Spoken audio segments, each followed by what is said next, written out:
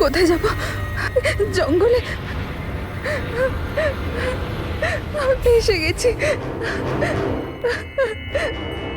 আমি বাড়ি যাব।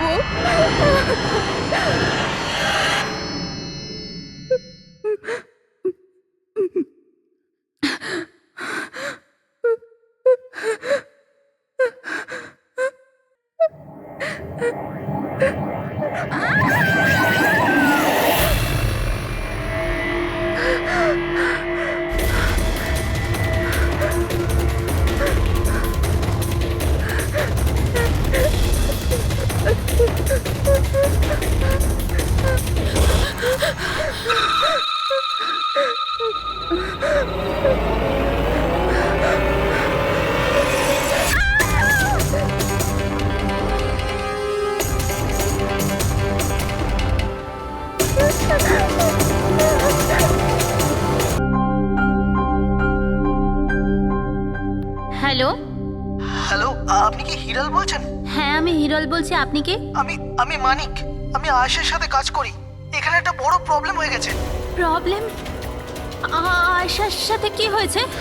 দেখুন, ও জঙ্গলে কোথাও হারিয়ে গেছে। ওকে খুঁজেও পাচ্ছি না আর ফোনেও পাচ্ছি না। আর আমাদের ভয় হচ্ছে যে ওর কিছু হয়ে যায়নি তো।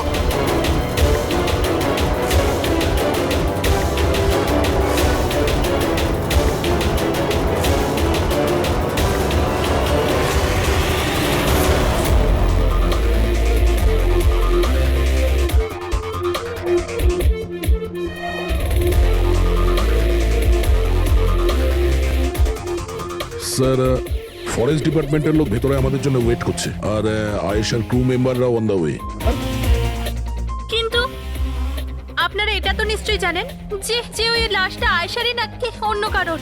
আমি একটা জিনিস বলতে পারি, ও না স্কাই ব্লু কালারের টি শার্ট পরেছিল আর ব্ল্যাক কালারের কার্গো পরেছিল আর হাই পনিও পরেছিল। ওর জামা হাফ ডেড বডির সাথে ম্যাচ করছে কিনা এটা তো বলুন।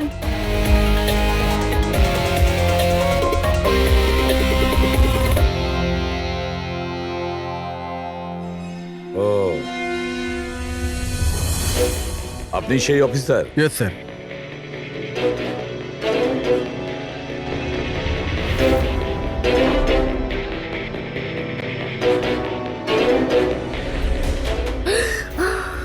প্রশান্ত? আরে এই তো প্রশান্ত। এক মিনিট, আপনারা কে আর ওকে কি করে চিনলেন? স্যার, আমি মানিক আর আমরা সবাই আয়েশার সাথে কাজ করি। আরে প্রশান্ত আমাদের গাইড। আয়েশা এনাকে লোকেশন খোঁজার জন্য বলেছিল, আর যখন আয়েশা হারিয়ে গেল তখন এই ওকে খুঁজতে গেছিল। এর এরকম অবস্থা, তাহলে আয়েশা কিরকম অবস্থায় আছে? না না না, না না, আয়েশার কিছু হয়নি, আমি বলছি তো, trust me. Sir please please আমার বোনকে খুঁজে বাঁচিয়ে নিন স্যার, প্লিজ স্যার, প্লিজ বাঁচিয়ে নিন। দেখো, তোমার বোনকে নিশ্চয়ই আমরা বাঁচাবো। আপনি ওনাকে একটু সাইডে নিয়ে যান। স্যার, এই বডিটা আজ সকালেই আমরা পেয়েছি। এ আমাদের গাইড বাহাদুর। এই বডিটাকে প্রথম দেখেছে।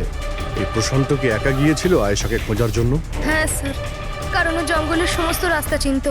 যত ভালো করেই চিনুক না কেন, রাতের অন্ধকারে ঘন জঙ্গলে বিনা পারমিশনে বিনা গাইডে রাতে ঘোরাফেরা নিজে থেকে মৃত্যুকে ডেকে আনা। তোমরা খুব বড় ভুল করেছো। এই বডিটা এইভাবে পেয়েছি, জানি না দ্বিতীয়টা কি অবস্থায় পাবো। অফিসার, আচ্ছা এটা বলো যে এখানে কোনো হিংস্র জানোয়ার আছে? এরকম কোনো হিংস্র জন্তু নেই। ঘন জঙ্গল, হারিয়ে যাওয়ার ভয় আছে। কোনো জন্তু জানোয়ারের আঁচড় তো মনে হচ্ছে না, কিন্তু এটা ছুরির আঘাত বলে মনে হচ্ছে। একে ছুরি দিয়ে খুন করা হয়েছে।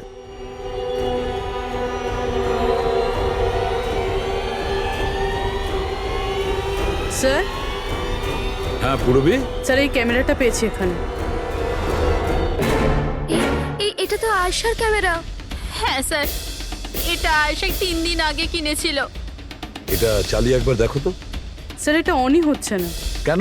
এটার ব্যাটারি ডাউন স্যার, আর আমাদের কাছে ডিভাইসও নেই এটা চিপ ইনসার্ট করার জন্য। ও মাই গড। আপনারা এইসব শেষ করুন, এগুলো পরে করবেন। আগে আমার বোনকে খুঁজুন। আপনারা বুঝছেন না কেন হারিয়ে গেছে?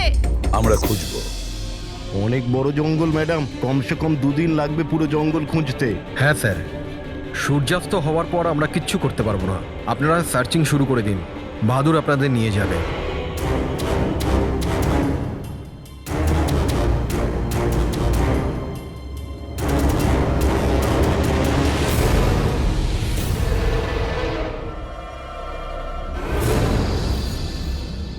স্যার স্যার আমরা জঙ্গলের অনেক ভেতরে চলে এসেছি স্যার।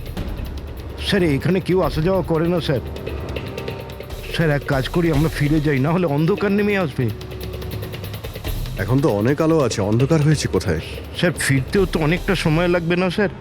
তো ওই হিসাবেই বললাম, এত দূর স্যার কেউ আসেই না। স্যার এখানে কিচ্ছু পাবেন না। আরে ভাই, যখন এত দূর চলে এসেছে একটু দেখে নি না ভাই? চলো চলো। আচ্ছা আচ্ছা।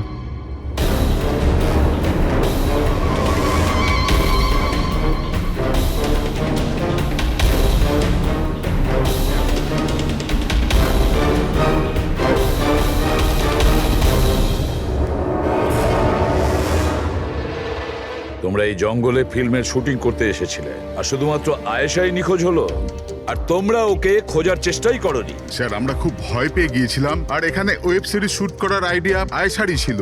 স্যার আমরা ওকে আনিনি, ও আমাদের এনেছিল লোকেশন দেখাতে। হ্যাঁ স্যার, এই প্রশান্ত গাইড আয়েশার পরিচিত ছিল, আর এ কাছেই থাকতো আর জঙ্গলটাকে ভালো করে চিনতো। আর আমরা তো রাত্রিরে থাকার পর সকালে বেরিয়ে পড়তাম, সব কিছুই ঠিকঠাক চলছিল, লোকেশনও পেয়ে গেছিলাম। আর এরপর আমরা টেন্টের বাইরে আগুন জ্বালিয়ে খাবার বানাচ্ছিলাম। কটার সময়ের ঘটনা এটা? 5টা-6টা নাগাদ। আর তখনই হঠাৎ আয়েশা নিজের ক্যামেরা নিল আর জঙ্গলের দিকে যেতে লাগলো। জঙ্গলের দিকে যাচ্ছিল কেন? ও বলেছিল যে ও আশেপাশের একটুখানি ভিডিও করে হিরণকে পাঠিয়ে দেবে, আর ও এটাও বলেছিল আশেপাশেই থাকবে আর তাড়াতাড়ি ফিরে আসবে। তারপর অনেকক্ষণ পর্যন্ত যখন ও এলো না, তখন আমাদের মনে হলো যে কিছু গন্ডগোল আছে। এর আগে আমরা কিছু করতাম কি, সেখানে প্রশান্ত চলে এলো। ও জানতে পারলো তো ও নিজেই খুঁজতে চলে গেল। আর ও আমাদের ওখানেই থাকতে বলল। ও বলল যে জঙ্গলটা খুব বিপজ্জনক আর আমাদেরও প্রাণের ঝুঁকি থাকতে পারে। ব্যাস এটা বলেই ও জঙ্গলে ঢুকে গেল স্যার। তার মানে ওই প্রশান্ত আর ফিরে আসেনি, আর তোমরা পালিয়ে গেছো এখান থেকে নিজেদের বাঁচাতে। না স্যার, আমরা ওখানেই ছিলাম যখন চিৎকারটা শুনলাম। 15-20 মিনিট পর্যন্ত একটা মেয়ের। স্যার স্যার ওই চিৎকার শুনে আমরা খুব ভয় পেয়ে গেছিলাম, আর তারপর আমরা ওখান থেকে পালিয়ে গেলাম। স্যার, আমরা খুব বড় ভুল করে ফেলেছি। চিৎকারটা শুনে আমাদের এখান থেকে পালানো উচিত হয়নি, আয়েশাকে সাহায্য করা উচিত ছিল। সত্যিই তোমরা একটা বড় ভুল করেছো। আয়েশার চিৎকার শুনে যদি তোমরা জঙ্গলে ঢুকতে, আয়েশা এখন আমাদের সঙ্গে থাকতো, আর প্রশান্ত ও হয়তো বেঁচে যেত। তুমি তো বলছিলে যে এত ভেতরে জঙ্গলের কেউ আসতে পারে না, এটা কি? স্যার আমি জানি না, কিন্তু এটা আমাদের ডিপার্টমেন্টের কখনোই নয়। জঙ্গলের মধ্যে টেন্ট, দেখছি এর ভেতরে কে আছে।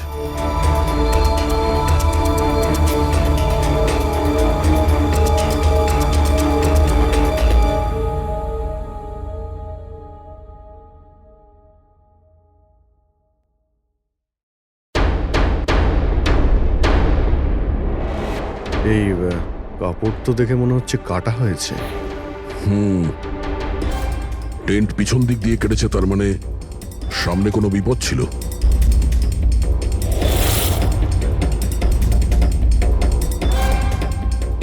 ছুরি, এটা দিয়েই কাটা হয়েছে। বাইরে গন্ডগোল হতেই পিছন থেকে কেটে পালিয়ে গিয়েছে।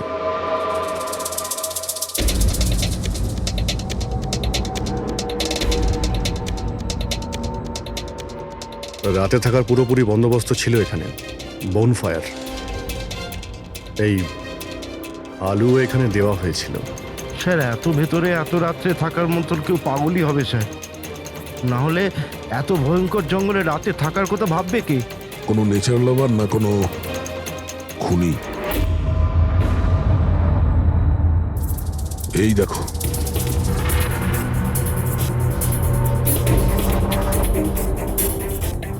রক্ত।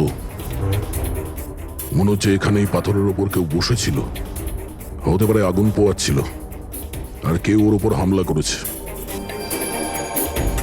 এটা দেখে টেন্টের মধ্যে যে ছিল সে পালিয়ে গেছে। চলো আগে গিয়ে দেখি। স্যার স্যার সূর্য অস্ত যাচ্ছে স্যার, ফিরতেও 2 ঘন্টা কমসে কম লাগবে। ফিরে যাই স্যার। ঠিক আছে, কালকে আবার আসবো। স্যার আমরা আয়েশার টিমকে এই ছবিগুলো দেখিয়েছিলাম, ওরা বলল যে এই টেন্ট ওদের ক্যাম্পের নয়। স্যার, হ্যাঁ পুরবি, আয়েশার ক্যামেরার চিপ। হিরলদি, তুমি এটা মিস করলে। আমি তোমায় বলেছিলাম না আমার সাথে এসো। জানো এখানে এত বেশি গ্রিনারি আছে। লুক অ্যাট দিস, এতগুলো গাছ। It's so beautiful. দিদি আমি হাঁপিয়ে গেছি, মনে হচ্ছে আমি জঙ্গলের অনেক ভেতরে এসে গেছি। জঙ্গল তো পুরো একই রকমের না? আমি রাস্তা খুঁজে নেব, খুব একটা মুশকিল নয়।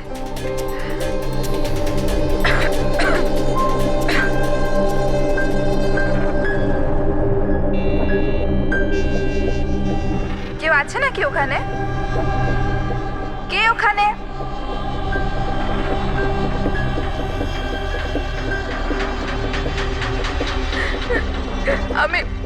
আমি ফেঁসে গেছি এখানে। আমি কিছু বুঝতে পারছি না, এখান থেকে আমি কি করে বাইরে যাব।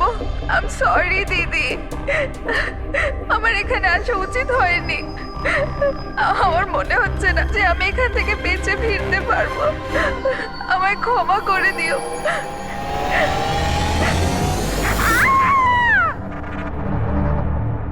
অভিজিৎ, যে কোনো পরিস্থিতিতে এই মেয়েটাকে ওই জঙ্গল থেকে উদ্ধার করতে হবে আমাদের। হ্যাঁ সালুকে। বস, আয়েশা যে জিনিসগুলো রোজ ব্যবহার করত, আমি সেই প্রত্যেকটা জিনিস থেকে ডিএনএ স্যাম্পল নিয়েছি। কিন্তু আশ্চর্যের ব্যাপার, কোনো স্যাম্পলই আয়েশার ডিএনএ এর সঙ্গে ম্যাচ করছে না। কি?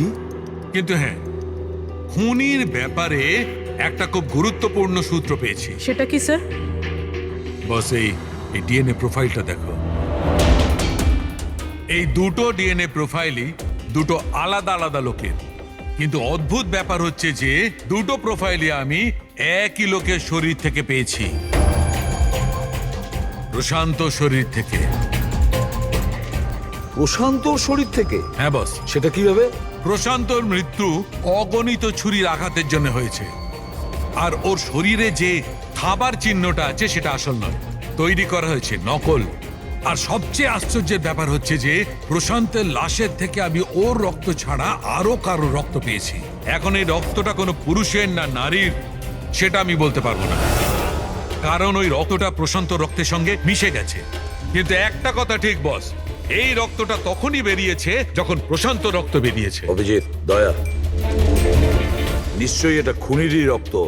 খুনি প্রশান্তর ওপর হামলা করে, আর তখন নিজেকে বাঁচানোর জন্য প্রশান্ত ওর সঙ্গে মারামারি করে, আর খুনির রক্ত প্রশান্ত শরীরে লেগে যায়। তবে খুনিরও গুরুতর আঘাত লেগেছে, সামান্য আঘাতে এত রক্ত বেরোবে না তার।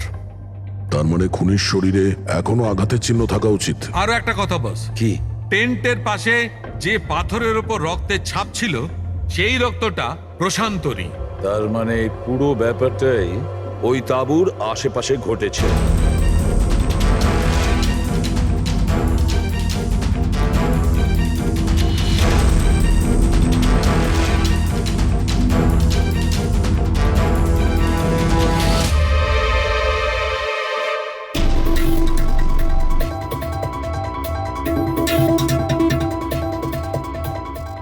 স্যার? হ্যাঁ পুরবী? স্যার, এই জুতোটা পেয়েছি।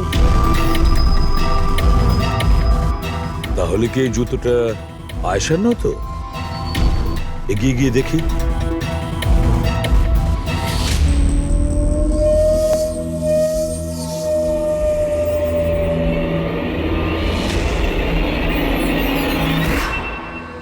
স্যার, হ্যাঁ এই দেখুন স্যার।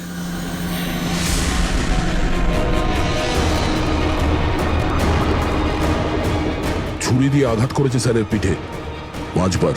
ওকে একটু উল্টে দাও। এ তো আয়েশা, ফেসটা তো পরিষ্কার দেখছি অভিজিৎ, না কোনো আঘাতের চিহ্ন, না কোনো কাটা দাগ। কিন্তু ওই ভিডিওতে যে দেখলাম। হ্যাঁ স্যার, ভিডিওতে এর মাথায় আঘাত লেগেছিল, রক্ত বেরোচ্ছিল। এখানে তো আঘাতের কোনো চিহ্নই নেই, একদম পরিষ্কার। তার মানে হলো ওই ভিডিওটা নকল। মানে আয়েশা অ্যাক্টিং আর মেকআপ দিয়ে দেখানোর চেষ্টা করেছিল যে ওকে কেউ মারতে চাইছে, খুন করতে চাইছে। কিন্তু এটা কেন করবে? স্যার, কেউ হয়তো মজা করবে, আর না হলে কোনো ভয়ঙ্কর পরিস্থিতি থেকে বাঁচার জন্য নাটক করছে। আর দুটো অবস্থাতেই এর মিথ্যেটা সত্যি হয়ে যায়। আর ও যা কিছু করেছিল, কেন করেছিল, সে তোর বন্ধু আর আত্মীয়রাই বলতে পারবে। সবাইকে ডেকে নাও। প্যাট্রিক, আয়েশার সমস্ত ফোন রেকর্ড চেক করো। দেখো এই ঘটনাটার পরে ও কাদের কাদের সঙ্গে কথা বলেছিল আর তারা সেই মুহূর্তে কোথায় ছিল।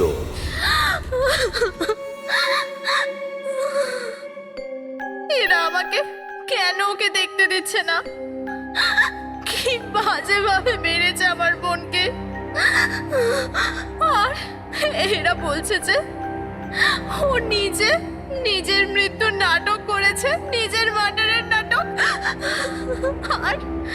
আর ওই নাটক সত্যি হয়ে গেছে। ভুল বলছে ওরা, মিথ্যে। আমাদের আয়েশা এরকম করতেই পারে না। আপনারা ভুল অভিযোগ করছেন।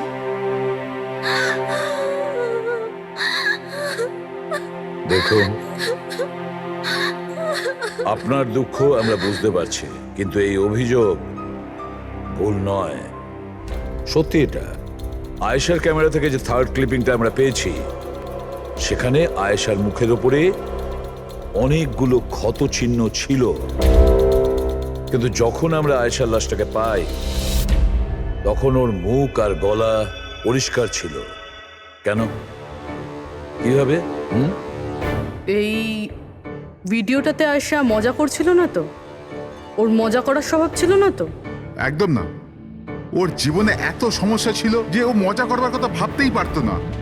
ও জঙ্গলে হারিয়ে গিয়েছিল, আর কোনো মানুষ এই সিচুয়েশনে মজা কি করে করবে? অন্য কারো কথা জানি না, কিন্তু আয়েশা এটা অবশ্যই করেছে। আর যদিও মজা করে না করে তো ইচ্ছে করেই করেছে। কি কেউ এটা কেন প্রমাণ করার চেষ্টা করবে যে তার সঙ্গে কিছু অন্যায় হয়েছে? আয়েশা এরকম কেন চাইবে? হ্যাঁ, ওর ওপর সত্যিকারের অ্যাটাক হয়েছিল, ও মারাও গেছে, ওটা আলাদা কথা, কিন্তু ও এই নাটকটা কেন করেছিল? কি সত্যি কি ও কোনো প্রবলেমে ছিল যার কারণে ওকে এই ড্রামাটা করতে হয়েছিল? হ্যাঁ, ও সমস্যায় ছিল, এমন সমস্যা যার থেকে ওকে মৃত্যুই বাঁচাতে পারতো। মানে তুমি কি বলতে চাইছো? স্যার, হ্যাঁ ফেডরিক, এটা আয়েশার কল রেকর্ডস। বিশেষ কিছু পেয়েছো? হ্যাঁ স্যার, একটা লোক আছে কেতন, সে আয়েশাকে অনেকগুলো মেসেজ আর কল করেছিল। এমনকি যেই রাতে আয়েশা খুন হয়েছিল সেই রাতেও ওর ফোন জঙ্গলের কাছেই ছিল, 2 কিলোমিটারের মধ্যে। এই কেতনকে? খুনের রাতে ও জঙ্গলের আশেপাশেই ছিল। কে? হ্যাঁ স্যার, ও আয়েশার স্বামী। দুজনে আলাদাই থাকতো। যদি আয়েশা ওর মৃত্যুর নাটক করে থাকে, তাহলে তার পেছনে কেতনের হাত থাকতে পারে। কেতন আয়েশার হাজবেন্ড, আর আপনাদের মধ্যে কেউ এই কথাটা আমাদের বলার প্রয়োজন মনে করলেন না? হ্যাঁ, কিন্তু কেতনের জন্য নিজের মৃত্যুর নাটক কেন করতে যাবে? আমার মনে হয়েছিল যে আমরা কেতনের থেকে মুক্তি পেয়ে গেছি, কিন্তু আমি কি করে জানবো ওই আমার বোনের প্রাণ নিয়ে নেবে? প্লিজ, কেতনই আমার বোনকে মেরেছে। আমি তুমি বলছি নিজেকে কেতনই সামলাও প্লিজ। মেরেছে। কেঁদো না প্লিজ, কাম ডাউন। আপনারা প্লিজ নিজেদের মধ্যে কথাবার্তাটা থামান আর আমাদের বলুন কি ব্যাপার। আমি আপনাদেরকে বলছি, আসলে আজ থেকে 2 বছর আগে কেতন আর আয়েশার একটা ট্রিপে আলাপ হয়েছিল। আয়েশা কেতনকে বিয়ে করেছিল। তাড়াহুড়োতে সিদ্ধান্ত নেওয়ার শখ ছিল ওর, কিন্তু জানতো না ও এই সিদ্ধান্তটা কতটা ভুল নিয়েছিল। কেতন ওর যোগ্য ছিল না, একটা পাগল লোক ছিল, পসেসিভ ছিল, ওর জীবনটা অতিষ্ঠ করে রেখেছিল। এই জন্য 6 মাস আগে ওকে ও ছেড়ে দেয়। এছাড়া আর কি করতো? আমরা সবাই দেখেছিলাম ওকে কিরকম টর্চার করা হতো। মানিক, আজকে সব অডিশন এই ক্যামেরাতে আছে, স্ক্রিনে প্লে কর, স্যারকে দেখাতে হবে। আর আয়েশা এক্ষুনি এসে যাবে। ঠিক আছে। আয়েশা, আয়েশা, কি হয়েছে? আরে ওকে? আয়েশা তুই ঠিক আছিস? কি করে হলো এসব? কে করলো এসব? আরে তোমরাও না কত প্রশ্ন করো, কিচ্ছু হয়নি আমার। আসলে কি হয়েছে, ওই তাড়াতাড়িতে সিঁড়ি দিয়ে নামছিলাম আর পা পিছলে গেছে। চুপ কর আয়েশা, কত কভার আপ করবি? আমি তো এটা বুঝতে পারছি না, তুই ছেড়ে দিচ্ছিস না কেন এই মানুষটাকে? আমি ছেড়ে দিলেও ও আমায় ছাড়বে না। আরে আইন বলে কিছু আছে নাকি? পুলিশের হাতে তুলে দি ওকে। কেউ ওর কিচ্ছু করতে পারবে না। ওকে যদি পুলিশে ধরেও নিয়ে যায়, ও সেখান থেকেও চলে আসবে আর আমাকে খুঁজে বার করবে, তারপর আমায় ছাড়বে না। কখন থেকে ফোন করছি তোকে আমি? হ্যাঁ, ধরছিলিস না কেন? এখানে বসে টাইম পাস করছিস? হ্যাঁ, না কেতন, তোর এত সাহস কি করে হলো? কেতন আমি ডাক্তারের কাছে গেছিলাম তাই ফোন সাইলেন্ট ছিল, অন করতে ভুলে গেছি। ওকে, ডক্টর, হ্যাঁ আজকাল খুব বেশি যাচ্ছিস না ওর কাছে? কেতন কি বলছো? এরকম কিচ্ছু নয়। আর তুমি বললে আমি ডাক্তারের কাছে আর কোনোদিন যাব না। আমাকে প্লিজ ছেড়ে দাও, আমাকে ক্ষমা করে দাও। তোকে তোর যোগ্যতা দেখাই, চ। কি করছে সব? ছাড়ো ওকে। এই নিজের কাজে মন দে, বুঝেছিস? এনাফ। এনাফ। মানুষ না, এই কেতন তো জানোয়ার। তোমরা কেতনের ব্যাপারে আমাকে আগে বলনি কেন? আপনারা যা বললেন সেটা শুনে তো মনে হচ্ছে কেতনই আমাদের প্রাইম সাসপেক্ট। মনে হচ্ছে কেতনের কারণেই সেটা করেছে। আর কেতন আয়েশার অভিনয়টাকে বাস্তবে পরিণত করেছে। যদি যদি তোমরা কেতনের ব্যাপারে আমাকে একটু আগে জানাতে পারতে। গত 6 মাস ধরে আয়েশা আমাদের সাথেই ছিল, আর এর মধ্যে একবারও তো কেতনের সাথে দেখাও করেনি। আর শহর থেকে এত দূরে জঙ্গলে আসতে পারে সেটা তো আমরা ভাবিইনি। এই ধরনের পাগল আর সন্দেহবাতিক লোক যে কোনো কিছুই করতে পারে। হ্যাঁ, কেতনের অ্যাড্রেস আর টেলিফোন নাম্বারটা আমাদের দেবেন।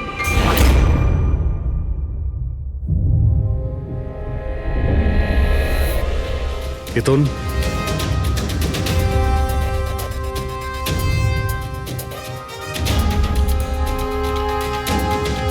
স্যার, এই ফটোগুলো দেখে তো মনেই হচ্ছে না যে দুজনের মধ্যে কোনো ঝামেলা ছিল। আপনারা? কেতন আয়েশার স্বামী। পুলিশ। সিআইডি। আপনারা কি করতে এসেছেন এবার? আমার আয়েশা চলে গেছে, আমার জীবন বরবাদ হয়ে গেছে। আপনারা কি চান আমার থেকে?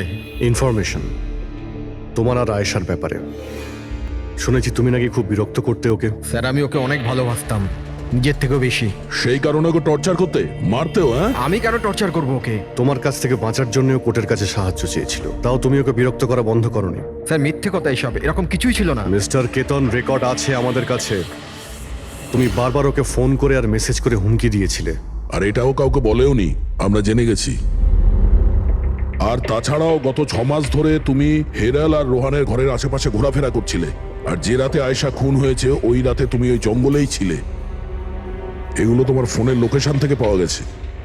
নিজের অপরাধটাকে লুকানোর চেষ্টা করো না, কোনো লাভ হবে না। আর এই ডবল মার্ডারে খুনিরও প্রচুর আঘাত লেগেছে। এই কি করে লাগলো তোমার? স্যার, এই আঘাতটা ওই দিন ঝোপেতেই লেগেছিল, কিন্তু এরকম কিছুই নয় যেটা আপনারা ভাবছেন। স্যার, আমি আয়েশাকে মারিনি। স্যার, আমি মানছি যে আমি ওই দিন জঙ্গলে গিয়েছিলাম, কিন্তু স্যার আমি তো শুধু ওর সাথে কথা বলার জন্য গিয়েছিলাম। স্যার, পুরো 6 মাস হয়ে গেছে, আমি ওকে দেখিনি পর্যন্ত। খুব মিস করতাম স্যার ওকে। ওর সাথে দেখা করতে চাইতাম, ওর সাথে কথা বলতে চাইতাম, যাতে ওকে বাড়িতে ফিরিয়ে আনতে পারি, যাতে আবার টর্চার করতে পারো। না স্যার, আমি বদলে গেছি স্যার। স্যার, আমি তো এটাই বলতে চেয়েছিলাম, কিন্তু যখন আমি জঙ্গলে গেলাম দেখলাম যে ও অন্য কারোর সাথে যাচ্ছে জঙ্গলের ভেতর। স্যার, আমি কি করতাম স্যার? আমি এমনিতেই মাথা গরমের লোক। আমি ভাবলাম বেকার বেকার ঝামেলা তৈরি হবে, সেই জন্য আমি চুপচাপ বাড়ি ফিরে এলাম স্যার। স্যার, ট্রাস্ট মি, আমি কিচ্ছু করিনি, আমি মারিনি ওকে স্যার। দেখো কেতন, তুমি এখনো আমাদের সন্দেহের তালিকায় আছো। যতক্ষণ এই কেসটা শেষ না হচ্ছে তুমি হেফাজতে থাকবে।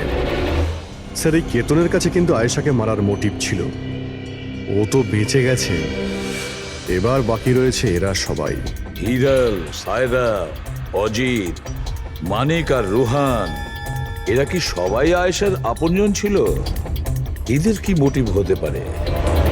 কারণ এদের মধ্যে তো কোনো প্রবলেম নজরে পড়ছে না। কেউ তো হবে স্যার যার আয়েশার মৃত্যু হলে লাভ হবে। কেউ কি পাবে ও মারা গেলে? সম্পত্তি, টাকা। টাকা? ইন্স্যুরেন্সের টাকা?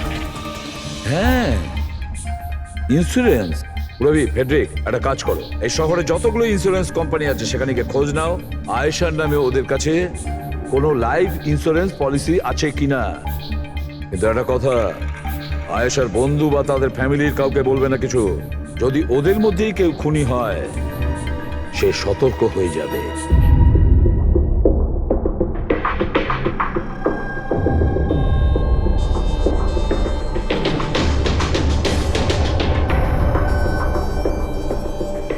Okay thanks sir. হ্যাঁ পেড্রিক, আয়েশার অ্যাকাউন্টে মাত্র 1 লাখ টাকা আছে, কোনো ফিক্সড ডিপোজিট পর্যন্ত নেই। স্যার তানিশা ইন্স্যুরেন্স প্রাইভেট লিমিটেডের কাছে আয়শার নামে একটা বীমা পলিসি রয়েছে 50 লাখ টাকার। ও আচ্ছা। আর এই টাকা আয়শার ভাগ্নি মানে ও দিদি আর জামাইবাবুর মেয়ে নিমিষা পাবে। আচ্ছা, তাহলে এই ব্যাপার। স্যার আসলে আপনারা কি চাইছেন? আমার যা জানা ছিল আমি সবকিছু বলে দিয়েছি, আর আপনারা জানেন আমার স্ত্রীর শরীর কতটা খারাপ, এখন আমার ওর সঙ্গে থাকা উচিত, আর আপনারা আমাকে এখানে আটকে রেখেছেন। স্যার বলার কি বাকি আছে? সব বলে দিয়েছি। অনেক কিছু বাকি আছে, তুমি একটু বেশি কথা বলো, সেই জন্য যা কিছু প্রশ্ন করব ঠিক তারই উত্তর দেবে। এই তোমার ওইখানে যে ফ্যাক্টরিটা আছে ওটা তো বাজেয়াপ্ত হতে চলেছে, এর লোন তুমি শোধ করতে পারোনি কি? হ্যাঁ কিন্তু আপনারা এগুলো কেন জিজ্ঞাসা করছেন? আপনারা এগুলো কি করে জানলেন? প্রশ্ন নয়, শুধু উত্তর। আয়েশা তোমাদের সাথে তোমাদের বাড়িতেই থাকতো না? তাহলে 7 দিনে তুমি ওকে 41 বার কল করেছো কেন? বাহ বাহ বাহ, 7 দিনে 41টা কল এসেছে আয়েশা, দারুণ ব্যাপার। আর তার উপরেও তুমি অর্থ কষ্টে ভুগছিলে, তাই না? আর আয়েশার মৃত্যুর পরে তোমার ছোট বাচ্চা টাকা পেত 50 লক্ষ টাকা। আর ওই ছোট্ট নিরীহ শিশু সে কি করে জানবে 50 লাখের ধর্ম? ও কিভাবে ব্যবহার করবে? আর ওই 50 লক্ষ টাকা তো ভোগ করতো বাচ্চাটার বাবা, মানে তুমি, রোহন। থামুন আপনারা, চুপ করুন। আপনাদের কথা মতো আমি আয়েশাকে মেরেছি। স্যার আমার ওপর 15 কোটি টাকার লোন আছে, 50 লাখে আমার কিচ্ছু হবে না। আমি আয়েশাকে মারবো। আর ওটা যা ওর শরীরের ওপর থেকে খুনির রক্ত পাওয়া গেছে, আপনারা দেখতে পারেন আমার গায়ে কোনো চোটই লাগেনি, কারণ আমি ওখানে ছিলামই না, আমি কাউকে খুন করিনি। সব ঠিক করা ছিল, প্রশান্ত সবকিছু সামলানোর কথা ছিল। 1 মিনিট, কি সামলে নিত? হ্যাঁ প্রশান্ত কি সামলে নিত? বলো প্রশান্ত কি সামলে নিত? স্যার আমার ভুল হয়ে গেছে, আমার সবকিছু আপনাদের আগেই বলে দেওয়া উচিত ছিল। আমি ভয় পেয়ে গেছিলাম, খুব ভয় পেয়ে গেছিলাম। কোনটা বলার ছিল আগে? তাড়াতাড়ি বলো। আমি আয়েশার প্ল্যানে যুক্ত ছিলাম। আমরা শুধু ওকে মৃত দেখাতে চেয়েছিলাম, অ্যাকচুয়ালি ওর মরার কথা ছিল না। তার মানে আমাদের সন্দেহ ঠিক ছিল স্যার? সবকিছু ঠিক ছিল, ওই ভিডিওটা নকল ছিল, শুধু কেতনের থেকে বাঁচার জন্য ছিল। আর তুমিও এই প্ল্যানে জড়িত ছিলে? স্যার কেতন আয়েশার জীবন অতিষ্ঠ করে দিয়েছিল, ও বেচারি চুপ থাকতো, কাউকে কিছু বলতো না। স্যার একদিন লিমিট ক্রস করে গেল, সব সীমা ছাড়িয়ে গেল। ওর মনে হলো কেতন ওর জন্য কোনো বড় বিপদ হতে পারে, ও আমাকে বলেছিল। স্যার কেতন পাগল ছিল, পুলিশ বা ডিভোর্স ওর কেউ কিচ্ছু করতে পারতো না। আয়েশা ওটাকে পার্মানেন্ট মুক্তি পেতে চাইছিল, চিরদিনের জন্য। আমি হাঁপিয়ে গেছি জিজু। এখন তো ডিভোর্স আমাকে কেতনের থেকে বাঁচাতে পারবে না। যেটা আমায় ওই কেতনের হাত থেকে বাঁচাতে পারে সেটা শুধু আমার মৃত্যু।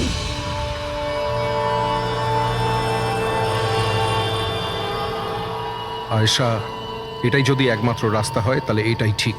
তোমার মৃত্যু তোমায় কেতনের হাত থেকে বাঁচাতে পারে। মরে যাও। হোয়াট? রিল্যাক্স, আমার কাছে একটা আইডিয়া আছে। আমাদেরকে এমন কিছু করতে হবে যাতে মনে হয় আয়েশা মরে গেছে। তোমার সাথে কোনো দুর্ঘটনা হলো বা কেউ তোমাকে মেরে দিল, আর বডিকে এতটা খারাপ করে দেওয়া হলো যে কেউ চিনতে না পারে আয়েশা। তারপর তুমি এখান থেকে অনেক দূর চলে যাবে, আর তোমার ওই ইন্স্যুরেন্সের টাকা যেটা মিমির নামে আছে আমি তোমাকে পৌঁছে দেবো। 50 লাখ টাকা দিয়ে একটা নতুন জায়গা, নতুন লাইফ, নতুন করে শুরু করবে। কিন্তু জিজু, আমি বেঁচে থাকাকালীন আমার লাশ কোথা থেকে আসবে? ওর জন্য টেনশন নিও না, আমি সবকিছু করে নেব। আমার এক বন্ধু আছে প্রশান্ত, ও আমার জন্য অনেক কাজ করে দিয়েছে। কিন্তু হ্যাঁ আয়েশা, এরপরে তুমি কখনো জীবনে আমার সাথে, মিমির সাথে, হিরালের সাথে কোনোদিন দেখা করতে পারবে না। হ্যাঁ, কিন্তু ওই পাগল লোকটার থেকে তুমি সারা জীবনের জন্য মুক্তি পেয়ে যাবে, তুমি মুক্ত হয়ে যাবে। সবকিছু ঠিক ছিল, সবকিছু প্ল্যান মাফিক চলছিল। আমি আয়েশা আর প্রশান্তর সঙ্গে ফোনে যোগাযোগ রেখে চলছিলাম। তারপর জানি না হঠাৎ করে ফোন কেটে গেল। আমি জানতাম ওখানে একটা মেয়ের মৃতদেহ পাওয়া যাবে, যার ব্যবস্থা আমি বাধ্য হয়ে করেছিলাম। শুধু আয়েশার জামা কাপড় ওই মেয়েটিকে পরানোর কথা ছিল, ওর মুখটা এত খারাপ ছিল যে কেউ চিনতেও পারতো না। কিন্তু স্যার সিরিয়াসলি আমি তো শকে ছিলাম, ওটা মেয়েটার নয়, প্রশান্তের বডি ছিল। স্যার প্রশান্ত তো আয়েশাকে সকাল হওয়ার আগেই জঙ্গল থেকে অনেক দূরে নিয়ে যাওয়ার কথা ছিল, কোনো সেফ জায়গায়। কিন্তু হঠাৎ করে কি হয়ে গেল স্যার, স্যার আমার যতটা জানা ছিল আপনাদের বলে দিয়েছি স্যার। স্যার প্রশান্তকে কে মেরেছে, আয়েশাকে কে মেরেছে আমি জানি না। স্যার তার মানে তৃতীয় কোনো ব্যক্তি ছিল যে প্ল্যানটার ব্যাপারে জানতো, যে আয়েশাকে চিনতো, প্রশান্তকেও চিনতো, আর ওই সময় ওই জঙ্গলেই ছিল। কোনো তৃতীয় ব্যক্তি? হ্যাঁ, কোনো তৃতীয় ব্যক্তি। তোমার প্ল্যানের হিসাবে টেন্টে প্রশান্ত এবং আয়েশা থাকার কথা ছিল, কিন্তু টেন্টের পাশে একটা পাথরের উপর প্রশান্তর রক্ত পাওয়া গেল, আর ওই টেন্টটা পেছন থেকে ফাটা ছিল। মানে আয়েশা টেন্টের সামনে থেকে যাওয়ার বদলে পেছন থেকে ছিঁড়ে বেরিয়েছে। মানে ও বিপদটা আগে থেকে বুঝতে পেরেছিল। হতে পারে ও প্রশান্তর সঙ্গে যা কিছু হয়েছিল সেটা দেখে ফেলেছিল। ইট ইজ ক্লিয়ার যে ওখানে কোনো তৃতীয় ব্যক্তি ছিল। ও প্রথমে প্রশান্তকে মেরেছে, তারপর আয়েশার পেছনে দৌড়েছে। কারেক্ট। যদি ভালো করে দেখা যায় তাহলে ওই রাতে জঙ্গলে এটাই হয়েছিল যে প্রশান্ত আর আয়েশা জঙ্গলে যায়, আয়েশা টেন্টের ভিতরে ঘুমোচ্ছিল আর প্রশান্ত বাইরে বসে আগুন জ্বালাচ্ছিল। এর মধ্যে সেই তৃতীয় ব্যক্তি ওইখানে যায় আর প্রশান্তর সঙ্গে ঝামেলা বাঁধে। আর সেই ব্যক্তি ওর উপরে আক্রমণ করে আর আয়েশা টেন্টের পিছন দিয়ে পালিয়ে যায়। আর ওই ব্যক্তি প্রশান্তকে নির্মমভাবে হত্যা করে আর আয়েশার পিছনে ধাওয়া করে। তাহলে তৃতীয় ব্যক্তিটা কে, যে আমাদের প্ল্যানের ব্যাপারে জানতো আর জঙ্গলকেও ভালো করে জানতো, তাই এত রাতে টেন্টে পৌঁছেছিল? হ্যাঁ, এই সমস্ত চিন্তা আপনি করবেন না রোহন বাবু। এই তৃতীয় যে আছে না, তাকে তো আমরা ধরেই ছাড়বো। হ্যাঁ, হোক বা না হোক, এই ধাঁধার সমাধান এখানে আছে, এর মধ্যে, কিন্তু আমরা দেখতে পাচ্ছি না। খুনি হবে তো স্যার এদের মধ্যেই কেউ, কিন্তু আমরা দেখতে পাচ্ছি না। রবি, ওই ক্লিপিংটা চালাও যেটা আমরা আয়েশার ক্যামেরা থেকে পেয়েছিলাম, ফার্স্ট ক্লিপ।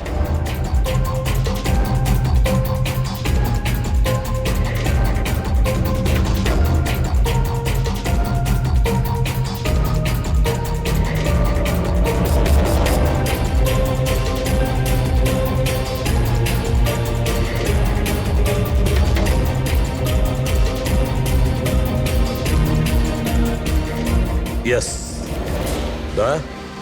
তুমি ঠিকই বলেছিলে, খুনি আমাদের সামনেই আছে, কিন্তু আমরা দেখতে পাচ্ছি না। একটা কাজ করো, সবাইকে জঙ্গলে ডেকে নাও, তখনই বোঝা যাবে। স্যার এখনো আপনারা আমার ওপর সন্দেহ করছেন, যেখানে আমি আপনাদের সবকিছু সত্যি কথা বলেই দিয়েছি। স্যার আমি আমার বউকে কেন মারবো স্যার? আমি তোকে ভালোবাসি স্যার। আমার বোনের খুনিকে খোঁজার বদলে আপনারা আমাদেরই জিজ্ঞাসাবাদ করছেন। আর ওর গায়েব হওয়ার খবর তো আমি হিরাল ম্যামকে দিয়েছি। আর আমরা যদি কিছু করতাম তো আমরা কেন ফোন করতাম? হ্যাঁ, কিন্তু কেউ তো আয়েশাকে খুন করেছে, আর কে খুন করেছে সেটা আমরা জানি। আয়েশাকে খুন তোমাদের মধ্যেই কেউ করেছে, তোমাদের মধ্যেই কেউ। আমাদের মধ্যে কে হতে পারে স্যার? এখনই জানতে পারা যাবে। রোহন, তুমি একটা কথা বলো, আয়েশা রেকির জন্যে তোমার বাড়ি থেকে দুর্ঘটনার একদিন আগেই গিয়েছিল না? হ্যাঁ স্যার, একদিন আগেই গিয়েছিল। আর এটা সেদিনেরই ছবি, তাই না? যেদিন ওর রেকিতে যাওয়ার কথা ছিল। আয়েশার অ্যাকাউন্ট ওই পোস্ট করেছে, তো ওরই হবে। আর আপনারা আমার বোনের খুনিকে খোঁজার বদলে এরকম ফালতু জিজ্ঞাসাবাদ করছেন, আমাদের উপরে ব্লেম করছেন। এতে কি প্রমাণ পাবেন আপনারা?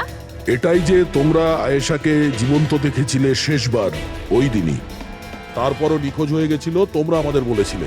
আচ্ছা, ও কি কি পরেছিল অপর্ণা, তুমি বলেছিলে, তোমার মনে আছে? হ্যাঁ, ও না স্কাই ব্লু কালারের টি শার্ট পরেছিল আর ব্ল্যাক কার্গো প্যান্ট ছিল। হাই পনিও করেছিল। আপনার তো নিশ্চয়ই মনেই আছে। হিরাল, তুমি কি করে জানলে আয়েশা মরার সময় কি কাপড় পরেছিল? বলো, আরে বলো না। কারণ সেই দিন এ জঙ্গলেই ছিল। এই প্রশান্তকে মেরেছে আর তারপর আয়েশার পিছনে দৌড়োয়, ওর পিছু নেয় আর ওকে মেরে ফেলে। আর প্রশান্তকে মারার সময় তোমার গভীর আঘাতও লাগে। দেখাও। হাত ছাড়ুন আমার, দূরে থাকুন। হ্যাঁ, আমার থেকে। একে তো আপনারা আমার বোনের খুনিকে খুঁজে পাচ্ছেন না, তার উপরে আমার উপরে অভিযোগ দিচ্ছেন। হ্যাঁ, ব্যাস, অনেক অভিনয় করেছো, এবার ঠিক করে বলো কেন মেরেছো তুমি আয়েশাকে? হ্যাঁ, আমি মেরেছি আয়েশাকে। আমি মেরেছি আয়েশাকে।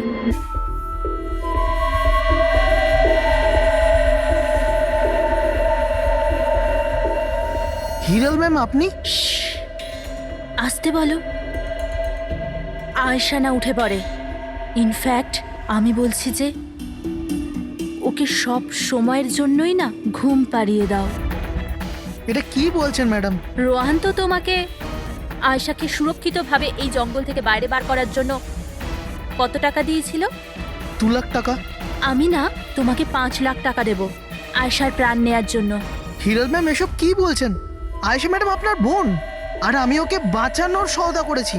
আমি ওর সাথে বেইমানি করতে পারবো না।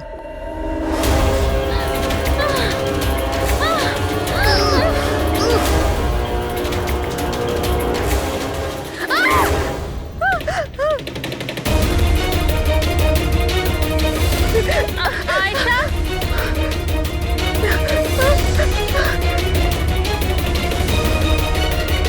আয়েশা,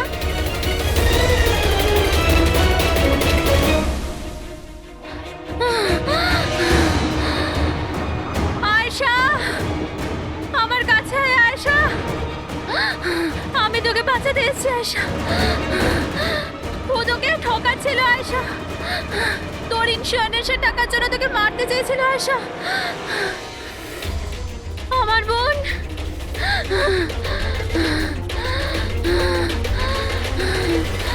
আয়েশা। সরি দিদি, আমি কিচ্ছু জানতাম না এই ব্যাপারে। সরি, আমার জন্য তোমার এত কষ্ট হলো। আমি জানতাম না যে জিজু এরকম কিছু করছে। আই এম সো সরি দিদি। আমার বোন। সরি দিদি। তুই সরি বলিস না? হ্যাঁ, এটা তো আমার বলা উচিত। কেন দিদি? I am sorry. কেন কেন মেরেছো তুমি তোমার বোন আয়েশাকে? আপনারা জানেন না আয়েশাকে। ও সবসময় না সবার প্রিয় হয়ে এসছে। ভালোবাসার আয়েশা। সবাই ওকে ভালোবাসতো, আমাকে নয়। মা, বাবা, আমার সব বন্ধু, ইনফ্যাক্ট রোহান, আমার মেয়ে নিম্মিও আমার থেকে বেশি ওকে ভালোবাসতো। ও রোহানকেও আমার থেকে ছিনিয়ে নিতে চেয়েছিল।